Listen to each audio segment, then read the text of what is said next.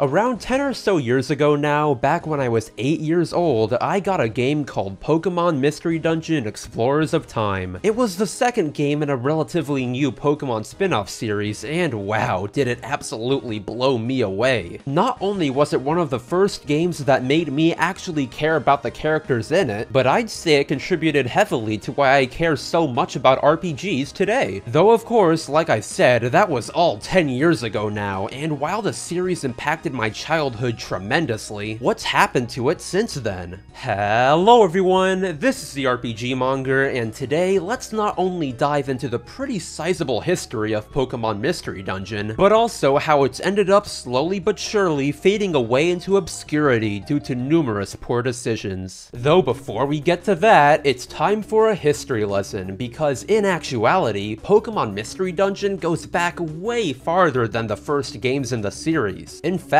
the series has roots going back as far as 1993. Since before Pokemon was attached to the Mystery Dungeon franchise, it actually cycled through quite a few other franchises, with it all starting with Dragon Quest. You see, the Mystery Dungeon games, for the most part, were made entirely by Chunsoft, or Spike Chunsoft as they're known today, a company you probably already know about from the wide array of games they've developed. Though the special thing about Mystery Dungeon is at the time of its conception, it was actually Chunsoft's very first original work, with them mainly working with Enix on the main series Dragon Quest games up until then. And if you go back even farther, the entire core design of the Mystery Dungeon series is based on the dungeon crawling game Rogue, an old game from the 80s that would end up being one of the founding figures of the roguelike genre. But back on Mystery Dungeon, much like other games within the roguelike genre, the games revolved around exploring randomly generated dungeons and defeating whatever foes may try to stop you in your path. Plus, with the element of everything being turn-based thrown in, these games quickly became quite the strategic challenge. Even actions as minute as taking a step forward or using a certain item had to be thoroughly thought through so you wouldn't end up being prematurely defeated. All in all, the Mystery Dungeon series had a lot going for it, with enough unique mechanics for the games to succeed in the ever-growing market of RPG games in Japan. But considering that the Mystery Dungeon games were an entirely new and original series from Chunsoft, to ensure the games wouldn't just be overlooked, the first entry in the series would end up being tied with Chunsoft's most popular work at the time, Dragon Quest. And well, it worked. Accompanied by a pretty costly TV commercial, Tornico's Great Adventure was a pretty big success, with the game more recently being voted number 76 in Famitsu's top 100 games of all time. In fact, alongside all the other Mystery Dungeon games that would come after it, Tornico's Great Adventure in particular would end up spawning 2 sequels, with the second one in the series even making it to America. Though what about the other Mystery Dungeon games? Well, to make things easier for everyone, we'll split them into 5 categories: the aforementioned Dragon Quest games, the completely original Shiren games, the Chocobo games, the Pokemon games, and the one-offs. Plus, so that we can get to the main reason any of you are watching this video, I'll try to go through these fairly quickly. After Chunsoft made Tornico's Great Adventure, the Mystery Dungeon series was now known well enough for them to go even further to create a completely original entry to the series, not relying on characters from other franchises for its success. And as a result, we get Shiren the Wanderer, one of the more difficult Mystery Dungeon series, where if you got defeated, you'd have to start again from the very beginning of the game. Then, after making quite a few Shiren games, we got Chocobo's Mystery Dungeon, a new series of Mystery Dungeon games starring the ever-popular Chocobo from Final Fantasy. And unlike all the previous Mystery Dungeon games up until this point, the Chocobo games were actually developed by Square, as opposed to Chunsoft, and managed to be the first to sell over 1 million copies. Though let's be real here, they couldn't be that great, considering Mog is just a measly sidekick in the second game. However, aside from that, moving past all those games and the one-offs, since all they are just the same Mystery Dungeon formula but with different franchises plugged into them, let's get on to the main topic of this entire video, Pokemon Mystery Dungeon. Developed by Chunsoft and published by Nintendo, this series would go on to absolutely eclipse all the other Mystery Dungeon games, with the first entry alone selling a whopping 3.8 million copies worldwide. worldwide. And speaking of that first entry, what better place to start talking about it than here? You see, Pokemon Mystery Dungeon Blue and Red Rescue Team was an interesting case. Like the main series Pokemon games, they were split into two nearly identical versions, with the only real in-game differences being a couple Pokemon you could only find in one version, with them being absent in the other. However, unlike the main series Pokemon games, what really set these two versions apart is they were released on completely different consoles. Since with Red Rescue Team coming out on the nearly dead Game Boy Advance and Blue Rescue Team coming out on the Nintendo DS, while it did make the game more accessible for people who hadn't bought a DS yet, it would end up holding the game back quite a bit. Essentially, the problem was, on one hand, you had Blue Rescue Team, a game that really didn't look any different compared to its Game Boy Advance counterpart, and besides the use of the dual screens, didn't really take advantage of the DS's capabilities like other games that were out at the time. Then, on the other hand, you had Red Rescue Team, a game that fit right in with the other games on the console, with the only real core difference between Blue Rescue Team and Red Rescue Team being the sound cards within the actual consoles themselves, making the game's songs sound slightly more clean in Blue Rescue Team as opposed to Red. But hardware issues aside, when you look at the game's story and gameplay alone, at least in my eyes, they're both still really enjoyable experiences. Plus, on top of that, these games aren't a walk in the park either. There are some sections, especially in the late game and after story, that are seriously challenging, and if you don't pack the right items or use the right moves, you'll find yourself being defeated a lot. Though moving on from those two, we have the next and quite possibly best entry in the entire Mystery Dungeon franchise, the Explorers games. Tied in with the recently released Sinnoh games, Pokemon Mystery Dungeon Explorers of Time, Dark, and Sky took just about every flaw found in its predecessor and improved on it tremendously. The soundtrack was incredible, more challenging elements were added to the gameplay, and the story. Oh man, the story. I know part of me is talking from nostalgia here, but I have to say, with me replaying all the games recently, it is still just as emotionally impactful as it was back then. Because I know I'm not alone when I say these games are one of the few that have actually managed to bring me to tears, especially in that one certain special episode in Explorers of Sky. Though before we get to talking about Sky, let's first get to Explorers of Time and Darkness. Now, much like Red and Blue Rescue Team, the only real difference between these two are, again, a couple recruitable Pokemon that are only accessible in one game and not in the other. And while I don't want to get too deep into talking about the story, as this is definitely a game you want to experience for yourself, I do want to take a moment to address everyone's favorite source of plagiarism and shit reviews, IGN. Now, on their own, the Explorers games ended up earning a massive 5.9 million sales worldwide against all the odds, because let me tell you, reviewers like IGN did not do these games any favors. Like, just take the review IGN somehow still has the gall to keep on their website, the review of Explorers of Time and Darkness, where, and I'm not making this shit up, the reviewer only played up until the part of the game that you go to Apple Woods, which for those who don't know, isn't even a third of the way into the story. And you know, it's not even the fact that the reviewer clearly doesn't care at all about making actual decent reviews that irks me. It's the fact that I'm sure there have been quite a few people now who've never played the games, taken one look at this garbage review, and just taken it all as fact. I mean, of course the game isn't perfect, it has its flaws, believe me, but my god,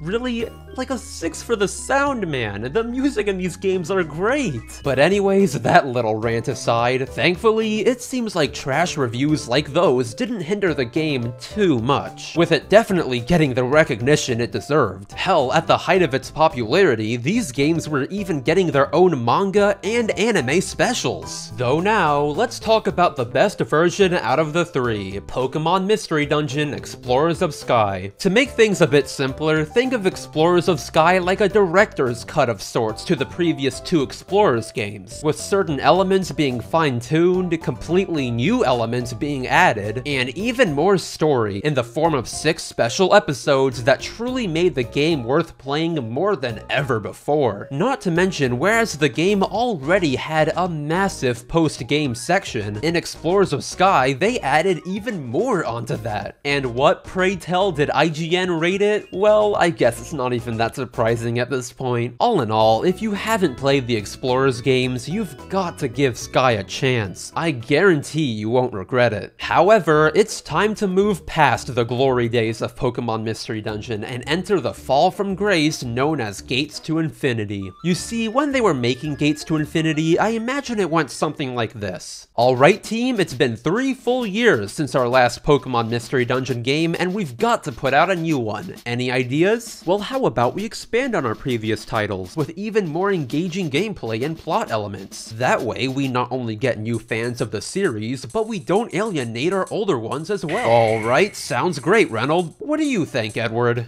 What if you could take pictures of circles? What? Edward, have I ever told you how much of a fucking genius you are?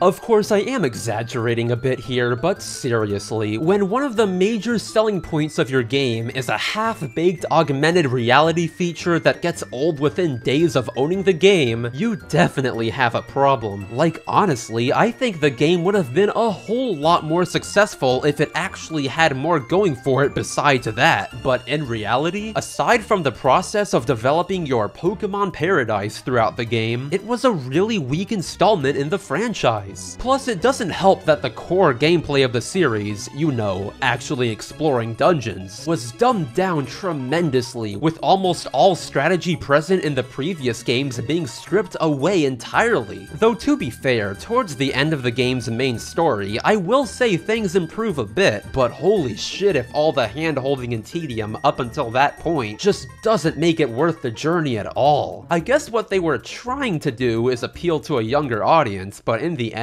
all they ended up doing was alienating just about everyone who'd enjoyed the games up until then. It's crazy, some of the things they removed were just flat out unnecessary, like the introductory personality test, for example, a staple of the series that made it feel like the Pokemon chosen for you were actually meant for you, as silly as it sounds. But thankfully, after making Gates to Infinity and barely receiving any sales compared to the previous games, Chunsoft, or rather Spike Chunsoft now, knew they had to get their shit together. So as a result, we got Pokemon Super Mystery Dungeon, a game that truly shows that if it ain't broke, don't fix it. As instead of going out of its way to pump the series with tons of new garbage, all the while abandoning features that people loved, Super Mystery Dungeon did the sensible thing and improved on the main thing you're doing for over half the game, the gameplay. Because in all honesty, having played all the Mystery Dungeon games up until now, I may even go as far to say that Super Mystery Dungeon has probably the best dungeon mechanics out of them all. Sure, the game does unfortunately do quite a bit of hand-holding like its predecessor did, only making it more ironic that the entire first half of the story is spent in a literal school. Though let me tell you, this game can get seriously hard. But hey, on that note, how is the story in this game? Did they actually make it engaging this time? Well, yeah, it does drag a bit, especially early on, but from the second half of the game onward, it seriously picks up. It's funny, you can clearly tell Spike Chunsoft knew they fucked up bad, as references and callbacks to the previous games are everywhere in Super Mystery Dungeon. Hell, through the new system of getting rescue missions and such, which I personally came to like quite a bit actually, you can even straight up recruit major characters from other games. If anything, besides the hand-holding, one of my more major, albeit personal gripes with the game is the fact that you can only recruit one of each Pokemon, including their evolved forms, kind of making evolution a bit pointless in this game. Though unfortunately, even though Spike Chunsoft made a pretty huge effort to regain the thousands of fans lost through Gates to Infinity, Super Mystery Dungeon would end up still not coming close to the success of the first two games, leaving the franchise in the sort of limbo we see it in today. Thankfully, the game did at least break over 1 million sales, eclipsing Gates to Infinity, but compared to Explorers and Rescue Team, the audience just wasn't there like before. So well, now we're here. It's been 3 years now since Super Mystery Dungeon came out, and considering that they've broken the pattern of releasing a new game every time a new generation of Pokemon is made, there's really no telling what the future of this series is. I mean, it's definitely not an issue with the Mystery Dungeon series as a whole, because right now, as of this recording, they've already announced a new entry in the Chocobo games, slated for 2019 on the Switch. Plus, considering the fates of Pokemon's many other beloved spin-off series, maybe it's just time for the Mystery Dungeon games to come to a close. Like, just looking at how the game is advertised on the back of the box, Super Mystery Dungeon is the supposed definitive entry in the series, meaning if we even do, I believe it'll be quite some time before we get another Pokemon Mystery Dungeon game. Though regardless, even if those 4 entries are all we'll ever get, I still firmly believe that the Explorers games are some of the best out there, and if you've never played them or touched the Mystery Dungeon series at all, then believe me, my friend, you're definitely missing out. And hey, throughout all the games released, at least there was one certain constant that would never be removed.